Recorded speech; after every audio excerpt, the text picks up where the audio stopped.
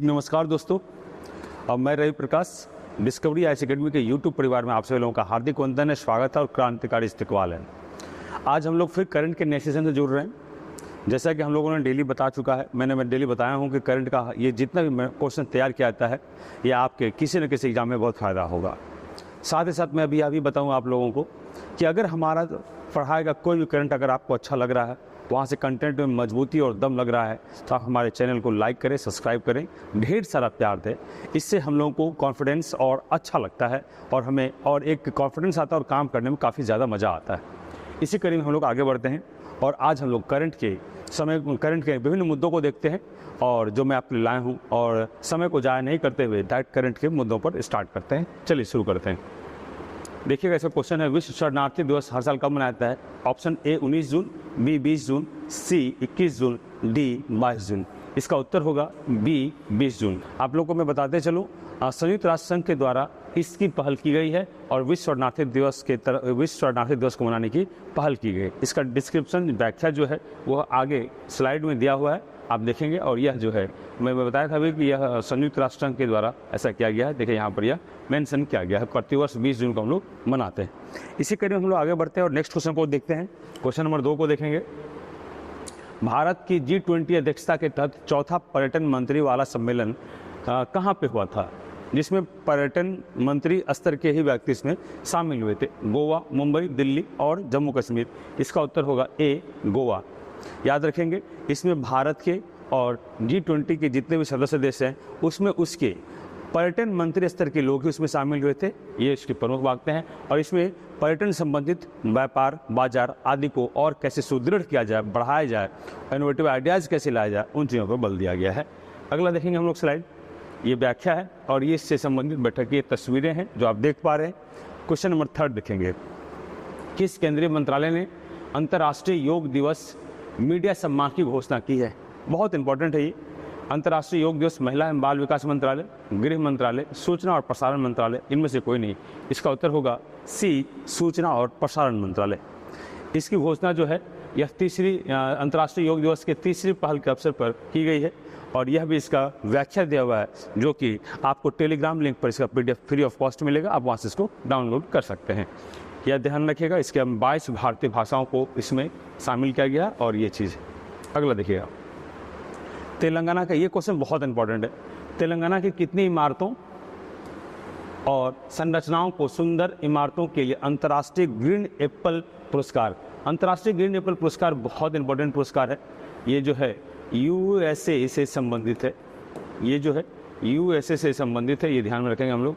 और इस कड़ी में यहाँ से प्रश्न पूछा गया तेलंगाना का कितने, तो याद रखेंगे हम लोग, इसका उत्तर होगा 5 इमारतों को इसमें शामिल किया गया है। वैसी इमारतें जो काफ़ी सुंदर हैं, व्यवस्थित हैं, ऑन चीज़ें हैं। इसको पहली बार अपने भारत के लिए है कि इसको ग्रीन एप्पल पुरस्कार दिया जा रहा है। देखिएगा, इसका व्याख्या यहाँ दिया हुआ है और इस व्याख्या को हम लोग पुनः मैं बोल चुका हूँ बार बार, लिंक डिस्क्रिप्शन में दिया रहेगा टेलीग्राम का, वहाँ से आप लोग डाउनलोड कर लीजिएगा। अगला देखेंगे हम लोग, हाल ही में किस राज्य के मुख्यमंत्री ने अरुण पोत ऐप का लॉन्च किया है? देखिएगा, हिमाचल प्रदेश, अरुणाचल प्रदेश, आंध्र प्रदेश, तेलंगाना। इसका उत्तर होगा अरुणाचल प्रदेश। अरुणाचल प्रदेश के द्वारा यह ऐप लॉन्च किया गया। अब बताता हूँ यह ऐप है क्या। अब अरुणाचल प्रदेश के द्वारा की जनता को केस रजिस्टर करने के लिए थाने आने की आवश्यकता नहीं होगी। वह अपने घर से ही यहाँ इस ऐप के माध्यम से थाने में केस को दर्ज करा सकते हैं, अपनी समस्याओं को बतला सकते हैं। ये देखिएगा, इसका व्याख्या इसी से संबंधित दिया हुआ है और बहुत इंपॉर्टेंट है। ये इस तरह का अपने आप में बहुत इंपॉर्टेंट है। अगला देखेंगे हम लोग, 6ठा नंबर क्वेश्चन। हाल ही में भारतीय रिजर्व बैंक के पूर्वोत्तर में, बहुत इंपॉर्टेंट है ये, RBI ने अपना कहाँ पर एक उप शाखा खोला है? पूर्वोत्तर भारत में, यानी नॉर्थ ईस्ट में। नॉर्थ ईस्ट में की मैं बात कर रहा हूँ, जहाँ पर 7 राज्यों का संघ, 7 राज्य हैं, वो चीज़। तो याद रखेंगे, इसमें है मिजोरम, नागालैंड, महाराष्ट्र, असम। तो ये तो ऐसे भी नहीं होने वाला है, ये तो ऐसे भी नहीं होने वाला है। सॉरी, ये असम है, महाराष्ट्र तो ऐसे भी नहीं होगा। बाकी ये 3 राज्य ऐसे हैं जो नॉर्थ ईस्ट में हैं, इसमें से छांटना है हमको, तो इसमें उत्तर होगा नागालैंड। नागालैंड की राजधानी है कोहिमा और कोहिमा में ही RBI का एक उप कार्यालय खोला गया है ताकि 7 सिस्टर वाले राज्यों और 1 ब्रदर सिक्किम इसको बोलते हैं, वहाँ पर समुचित विकास, उसकी संरचनात्मक विकास की चीज़ों पर बल दिया जा सके। अगला है 6ठा के बाद 7वां क्वेश्चन। 7वां के बाद यहाँ देखिएगा, यहाँ पर 6ठा में ही इसका डिस्क्रिप्शन व्याख्या दिया हुआ है जो आप लोग देख लेंगे, डाउनलोड कर लेंगे। ये 7वां है। हाल ही में फोर्ब्स ने द ग्लोबल 2023 की सूची में एनटीपीसी के रैंक में कितने स्थानों पर सुधार किया है? ये एनटीपीसी जो है उसके लिए है और इसमें उत्तर होगा ए 52वां स्थान पर ये सुधार किया है। ये उसी से संबंधित है, इसको हम लोग देख लेंगे। आगे देखेंगे पोषण ट्रैकर मोबाइल एप्लीकेशन। कल भी हम लोग इस पर बात किए थे, आज फिर हम लोग इस क्वेश्चन को पैटर्न को बदले हैं। पूछा गया इस मंत्रालय किसकी एक पहल है? स्वास्थ्य मंत्रालय, उपभोक्ता खाद्य और सार्वजनिक मंत्रालय, आयुष मंत्रालय, महिला एवं बाल विकास मंत्रालय। इसका उत्तर होगा डी, महिला और बाल विकास मंत्रालय। पोषण ट्रैकर ऐप जो है आंगनवाड़ी केंद्र से संबंधित है। इसमें शिक्षा भी, पढ़ाई भी, पोषण भी और शिक्षा भी के तर्ज पर काम किया जा रहा है। इसमें बहुत चीज़ों को इस पर जोड़ा गया है। 57,000 से अधिक के श्रमिकों को भी इससे जोड़ा गया है ताकि उसे अपने नर्सरी को जाने में दिक्कत न। 9वां नंबर देखेंगे, वैश्विक दास्ता सूचकांक किसके द्वारा प्रकाशित किया जाता है? Walk Free, Institute for Public Policy Research और World Resources Institute, Economic Policy Institute. तो इसका हम लोग देखेंगे, इसका उत्तर होगा वॉक फ्री। ये वैश्विक दास्ता अर्थात गुलामी संबंधित है और इसमें भी संयुक्त राष्ट्र संघ की पहल है, इसकी भी भागीदारी है। इसी को चीज़ में ध्यान में रखते हुए याद रखेंगे, इसका आंसर होगा वॉक फ्री के द्वारा यह जारी किया गया है। देखिएगा उत्तर होगा ए। अगला हम लोग देखेंगे 10वां क्वेश्चन। हाल ही में तमिलनाडु क्वेश्चन है, 10वां नंबर क्वेश्चन देखते हैं हम लोग। हाल ही में तमिलनाडु के पुथीनाथम गांव में खोजी गई स्लेट किस अवधि से संबंधित है?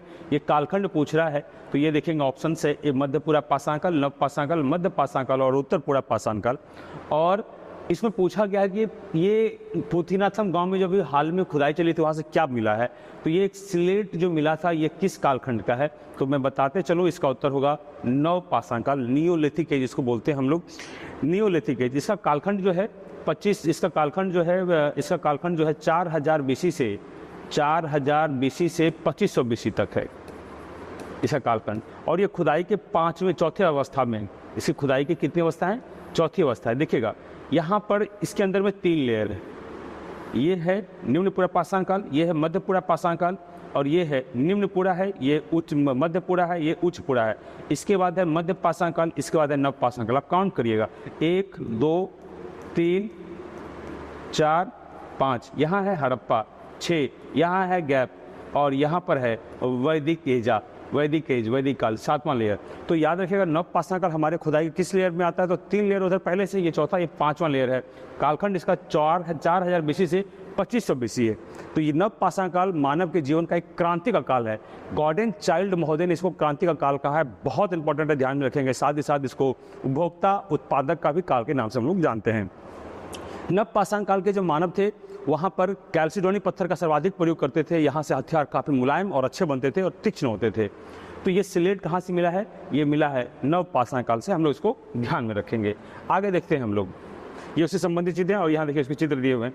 अगला देखेंगे हम लोग, अब है कुछ मोटिवेशनल स्पीच है कि मंजिलें चाहे कितनी भी ऊंचाई क्यों ना हो, रास्ते हमेशा पैरों के नीचे ही होते हैं। कहने का तात्पर्य है कि अगर हम जब ने ठान लिया है, कुछ कर लिया है, तो हमसे ज़्यादा कोई कुछ नहीं कर सकता है और एक ही विकल्प है। अभी हाल ही में गरिमा लोहिया जो यूपीएससी में दूसरा स्थान लाई हैं, उन्होंने कहा था कि जिस व्यक्ति में मेहनत करने की क्षमता होती है वह सफल होने की श्रेणी में पहले से ही रहेगा।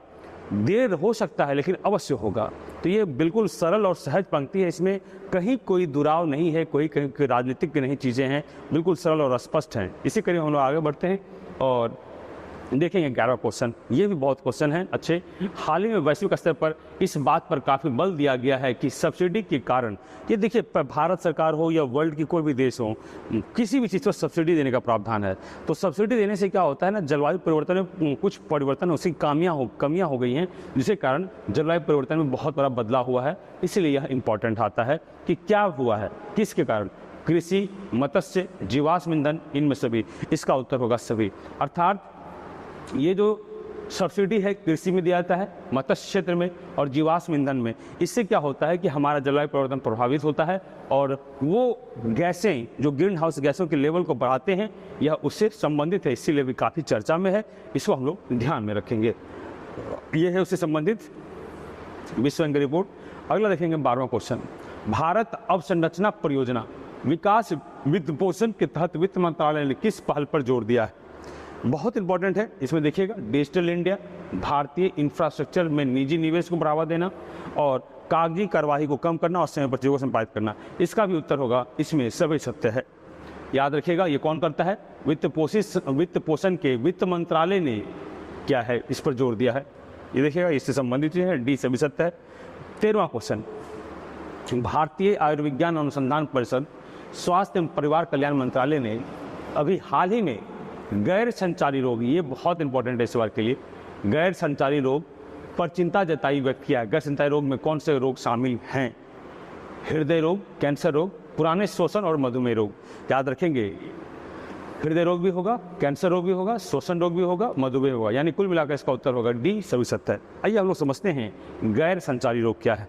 गैर संचारी रोग में उन रोगों को रखा जाता है जो लंबे समय तक मानव शरीर में वह बीमारियां होती हैं, साथ ही साथ वह बीमारी जो है लंबे समय से मौजूद है शरीर में और इसके वजह से जो व्यक्ति का शारीरिक अंदर से जो है वह कमजोर होता चला जाता है। तो इसीलिए इसको गैर संचारी रोग की श्रेणी में रखा गया है। गैर संचारी रोग की श्रेणी में प्रश्न पूछा सकता है कौन से रोग नहीं आते हैं। इसमें हृदय रोग है, कैंसर रोग है, श्वसन रोग है, मधुमेह, इसके अलावा जो भी रोग होंगे वह संचारी रोग की श्रेणी में नहीं आएगा। और इससे क्या पड़ा, अभी इससे हाल में रिपोर्ट आया है, Madras research institute, diabetic research institute के द्वारा यह रिपोर्ट पेश किया गया है कि इससे जीवन प्रत्याशा स्तर पर भी प्रभाव पड़ता है, अर्थात मानव की आयु जो भारत में घट रही है यह भी एक बहुत बड़ा वजह है। क्योंकि गैर संचारी रोग मानव के शरीर में वह उस रोग को लेकर चल रहे होते हैं और लंबे समय तक पीड़ित होते हैं, यह सब कारण बनता है। यह मद्रास डायबिटिक सेंटर के द्वारा, देखिए लिखा होगा, यह रिपोर्ट जो है Madras diabetic research centre foundation के द्वारा यह जारी किया गया था। बहुत इंपॉर्टेंट है गैर संचारी रोग, इसको बोलते हैं नॉन कम्युनिकेबल डिजीज, अर्थात ये हमेशा शरीर में चलता रहता है, NSD इसको बोलते हैं हम लोग, तो बहुत इंपॉर्टेंट है। अगला हम लोग देखेंगे 14वां क्वेश्चन, महत्वपूर्ण और उभरती प्रौद्योगिकी पर भारत का किस देश के साथ मिलता हुआ। बहुत इंपॉर्टेंट है ये, इसमें होगा जापान, अमेरिका, इसमें होगा अमेरिका। ये है क्या, किस उद्देश्य से किया गया है? तो अमेरिका से क्या है, इसमें सामरिक दृष्टिकोण से, सामरिक दृष्टिकोण से, प्लस ये हुआ एक पॉइंट। दूसरा 5G तकनीक एंड 6G तकनीक को बढ़ावा देने के लिए। सामरिक मतलब क्या हुआ, समर अर्थात युद्ध के क्षेत्र में यहाँ से दोनों देशों के बीच में और मामला अच्छा करने के प्रयास किया जा रहा है, चीज़ों को संबंधित को ठीक करने के प्रयास किया जा रहा है। वहाँ की 5G और 6G तकनीक है, इसको और RAN के माध्यम से सुदृढ़ करने का प्रयास किया जा रहा है, इसीलिए भारत का अमेरिका के साथ समझौता हुआ है। ये उससे संबंधित चीज़ें दी हुई हैं। अगला है ओपन रेनो RAN तकनीक काफ़ी चर्चा में है, क्या है? वही जो मैं बोला था RAN, इसको हम लोग बोलते हैं वायरलेस दूरसंचार प्रणाली। इसको हम लोग क्या बोलते हैं? वायरलेस दूरसंचार प्रणाली। ये देखिएगा, इसका ये फुल फॉर्म, इसका पूर्ण रूप है रेडियो एक्सेस नेटवर्क, इसको हम लोग बोलते हैं। यह रेडियो लिंक के माध्यम से नेटवर्क के अनुभागों में यह कार्य करता है। 16वां देखेंगे हम लोग, मियावाकी पद्धति जो भी हाल ही में चर्चा में है, क्या है? याद रखेंगे, मियावाकी जापान के एक प्रसिद्ध वनस्पति शास्त्री के नाम पर यह नाम रखा गया है। और इसमें ये उत्तर नहीं होगा, ये नहीं होगा, ये भी नहीं होगा, इसका उत्तर होगा ये।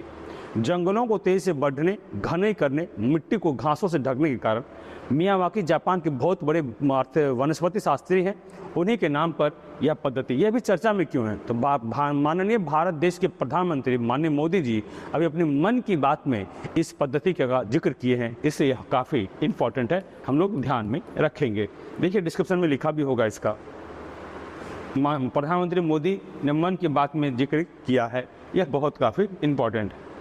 आगे है 17वां क्वेश्चन, राष्ट्रीय जल पुरस्कार जो हाल ही में दिया गया है, किस राज्य को प्रथम पुरस्कार मिला है? राष्ट्रीय जल पुरस्कार देते क्यों है? जल संरक्षण करने के लिए। और इसमें सबसे पहला राज्य कौन आया है? तो याद रखेंगे हम लोग MP। और जिला में कौन सा राज्य जीता है? तो उड़ीसा का जंगम। और किस फैक्ट्री को मिला है? तो NTPC। बहुत इंपॉर्टेंट है, ये चीज़ ध्यान में रखेंगे। इसका उद्देश्य देखिएगा क्या है, राष्ट्रीय जल पुरस्कार, जल संरक्षण को बढ़ावा देना। इसका शुभांकर पूछ सकता है, शुभांकर इसका पीकू है। और सर्वश्रेष्ठ जिला मैं जब बोला अभी जंगम उड़ीसा में, और NTPC को बरौनी को चौथे से, क्योंकि बिहार से जुड़ा हुआ है, तो इसीलिए BPSC के दृष्टिकोण से और अन्य एग्जाम, शिक्षक बहाली, टीचर, बिहार दरोगा, बिहार पुलिस, ये इंपॉर्टेंट हो सकता है कि किस कंपनी को जल संरक्षण के लिए यह अवार्ड मिला है। अगला है 18वां प्रश्न, इंटर सोलर यूरोप 2023 की प्रदर्शनी में किस भारतीय कंपनी ने म्यूनिख में भाग लिया। म्यूनिख कहाँ है ये हम लोग याद रखेंगे, जर्मनी का तीसरा सबसे बड़ा शहर है म्यूनिख। और इसमें कौन कंपनी गया है? इरडा, BSL प्लांट, भेल, कोई नहीं, इसका याद रखेंगे हम लोग, इरडा गया था। यह एक मिनी रत्न PSU कंपनी है। एक मेरा वीडियो पहले से बना हुआ है PSU पर, उसको आप देखिएगा, वहाँ पर पता चल जाएगा। PSU कंपनी है और यह वहाँ जाके उसमें भागीदारी की। आगे हम लोग देखेंगे कि उससे संबंधित है 19वां अभी हाल ही में national collegiate table tennis association में पुरुष एथलीट ऑफ द ईयर का पुरस्कार किसने जीता है? याद रखिएगा, इसका उत्तर है मुदित दानी, पैडलर मुदित दानी। ये अकेले ऐसे भारतीय हैं जो विदेश में कॉलेजों में पढ़ते हुए सबसे पहले इस पुरस्कार को जीते हैं। इससे पहले तो ना कोई भारतीय बने थे न जीते थे। यह एक अनोखा इतिहास भारत के लिए रचा गया है। मुदित दानी इस पुरस्कार को जीतने वाले पहले भारतीय बने। बहुत इंपॉर्टेंट है ये, हम लोग ध्यान में रखेंगे। अब 19वां के बाद हम लोग 20वां क्वेश्चन करेंगे। 20वां क्वेश्चन हम लोग नहीं करेंगे, ये आप लोगों के लिए कल के लिए होगा। आप लोग जो भी इसका उत्तर सही दीजिएगा उसके आंसर को हम लोग अपने चैनल पर दिखाएंगे, उनका नाम लेंगे, उनको जूम करके भी दिखाएंगे। क्वेश्चन क्या है? हाल ही में भारत MQ-9B सशस्त्र ड्रोन किस देश से $3 अरब से थोड़ा अधिक सौदे में खरीद रहा है? ऑप्शन है रूस, इजराइल, फ्रांस एंड अमेरिका। तो ये तो हो गया आप लोग के लिए। आप लोग कल इसको कमेंट में उत्तर दीजिएगा, फटाफट देना स्टार्ट कीजिए अभी से। अब है हाल ही में, कल जो मैं प्रश्न बताया था उसका आज आंसर देंगे और देखेंगे कितने लोगों ने सही उत्तर दिया है। देखिएगा, हाल ही में किन किन फसलों के भंडारण पर उपरोक्त मामले में खाद्य और सार्वजनिक वितरण मंत्रालय ने सीमा निर्धारण किया है, मतलब इसका प्रोटेक्शन पर ये लगा है। तो इसका उत्तर होगा गेहूं और दाल, यानी बी आंसर है। देखते हैं कितने लोगों ने इसका सही उत्तर दिया है। देखिए, दीपा कुमारी है कोई, बी उत्तर दी है, इनका सही है। वर्सटाइल वर्षा है, इन्होंने भी बी दिया है, गेहूं दाल, ये भी सही है। और कृष्ण कुमार है, बी, इनका भी उत्तर सही है। आप लोग देख रहे होंगे, अपने अपने चैनल को देख लीजिए। और सौरभ कुमार करके हैं कोई, गेहूं और दाल, इनका भी उत्तर सही है। तो मित्रों, हम लोग कल मिलेंगे यहाँ से आगे फिर नेक्स्ट सेशन में। और अगर हमारा पढ़ाया हुआ कोई भी टॉपिक आपको अच्छा लग रहा हो कि यहाँ सवाल बन रहे हैं, आपको फंसेंगे, तो आपसे हार्दिक गुजारिश है, चैनल को लाइक करें, सब्सक्राइब करें और ज़्यादा से ज़्यादा कमेंट करें, शेयर करें। धन्यवाद, मिलता हूँ कल।